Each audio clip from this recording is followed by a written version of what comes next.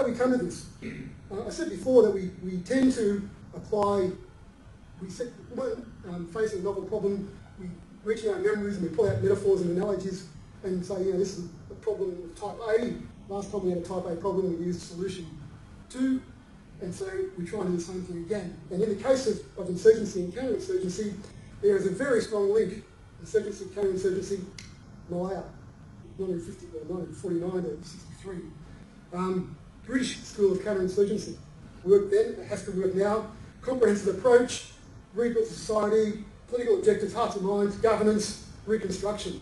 We've got it. It's a playbook, and play 63, off we go. The key is, that under the British school, the focus is not on defeating the insurgents. The focus is on restoring law and order and government authority in order to separate the insurgent from the population. And my proposition here is that you can't separate this insurgent from this population, because it's not quite like that. There are a number of problems, theoretical problems with this approach, and that is it ignores a large part of British counterinsurgency practice in favour of British counterinsurgency bumper stickers.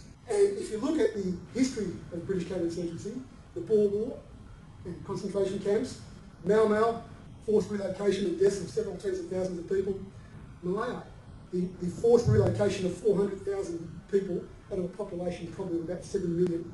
The actual conduct of counterinsurgency has been coercive and quite severe, and they're trying to trick us by thinking they're very friendly and approachable. Equally, the British approach assumes that the absence of law and order and the absence of good governance are the root cause of insurgency, and that puts the enemy in our situation. If we had a bad government, and we had complete absence of law and order, and we had no adequate recourse to the ballot box, then we would take up arms. And we're assuming that model applies in Afghanistan. In reality, it assumes that we are quashing a rebellion of a population, of a subpopulation within a state. And maybe that's not true in Afghanistan. And it fails to recognise that although there may be no purely military solution to counterinsurgency, that does not mean that military action is pointless. And that in nearly every case, purposeful military action has been the essential precursor to advances in other fronts. So I'm going to talk around these problems rather than straight to them, but the real message I'm trying to get to is that my experience of counterinsurgency up close and looking at others around the world is that relentless action to track down and kill or capture the enemy is the foundation of progress in all other fields. And we need to recognise that in Afghanistan if we are to make progress. So why fight? Why has this insurgency arisen? Wars are fought, I believe, to redistribute political power. And although we talk about resources and all the rest of it, really political power gives you control of resources. And so it's all about the redistribution of political power. A classic insurgency is a conflict within a state in which the insurgents want to reduce the political power of the government and replace it with their own. And counterinsurgents want to stop them. And so it is a political fight. In classic counterinsurgency, Mau Mau, Boer War, Malaya, it was about putting down a rebellion.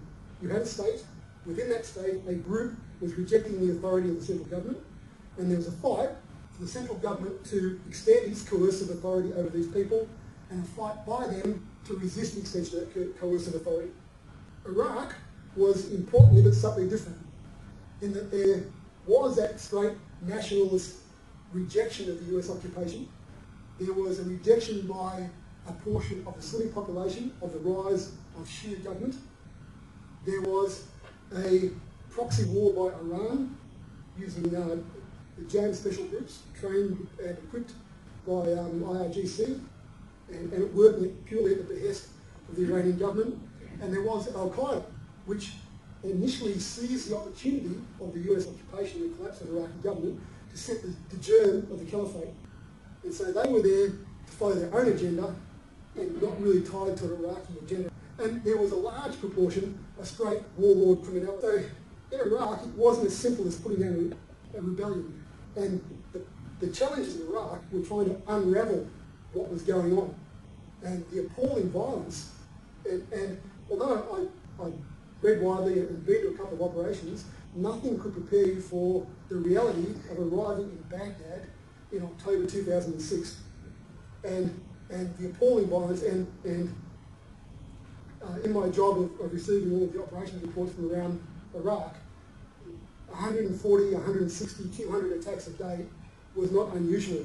And car bombings which killed 130 or 140 people, or ambushes that shot down Black Hawk helicopters with 12 people in them were almost routine.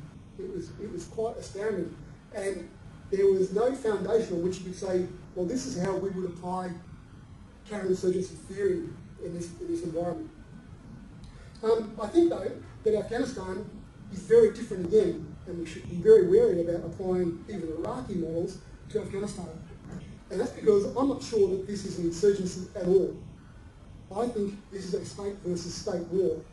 And it's a state versus, if one of the states is the modern post-Westphalian parliamentary state of Afghanistan created by us. And the other is a much older form of state, which is based on kinship, custom, tradition, and ethnic ties, which I think we should call Pashtunistan. It's based on the Pashtun population. Now, those two states don't have congruent borders. We know the borders of Afghanistan, which were given to the current state of Afghanistan as a result of the imperial jockeying in the 1890s. But Pashtunistan has borders which stretch well across into Pakistan and traditionally stretch right across into Iran. This older sort of state was a precursor to the modern state. And if you go back to Germanic history and the development of Western democracy in Western states, we went through this stage in the early Dark Ages. And what's happened is that we are trying to apply counterinsurgency theory to a state versus state war, and we shouldn't be surprised if it doesn't work. A whole bunch of authors, Azar Gat in War and Human Civilization, Simon Huntington in The Clash of Civilizations, and Philip Bobbitt in The Shield of Achilles, all deal with this idea of the politics of identity and how they play out. And essentially, the anthropological argument is that everybody gains by cooperating with their closest genetic partners, siblings, and to a lesser extent, with a widening circle. And so, given any value choice, you identify with the people who are going to deliver most genetic benefit to you, which is your immediate support network. In our own region, we see it in East Timor, in Bougainville, and the Solomon Islands, that the imperial boundaries that we laid down for them 100 years ago are not their ethnic boundaries. They don't define them in any way. And so what they're trying to do, to some extent, is to meet Wilsonian self-determination, but in a very untidy way. Getting back to the state of Pashtunistan, it's not a monolith. It probably has 60 or more tribes. And probably the Taliban don't speak for them all. But faced with a compelling external threat, there is overwhelming evidence that they will cooperate collectively to deal with this external threat. And the nature of that threat is us. Clausewitz, who was dead in the 1990s but is currently resurrected, noted that moral force has no existence except as embodied in the state and the law. And the moral force of the Pashtun nation is embodied in Sharia law and in Pashtun Wali, which is the traditional custom set which defines what it is to be a Pashtun. And it's honour and loyalty, and honour is marked by your readiness to defend women, religion and land. And so whatever the Taliban is saying about the political outcomes of this, the reality is that the Pashtuns, to be Pashtuns, will fight us. If they don't fight us, then they're no longer Pashtuns, and we're asking them to give up their identity.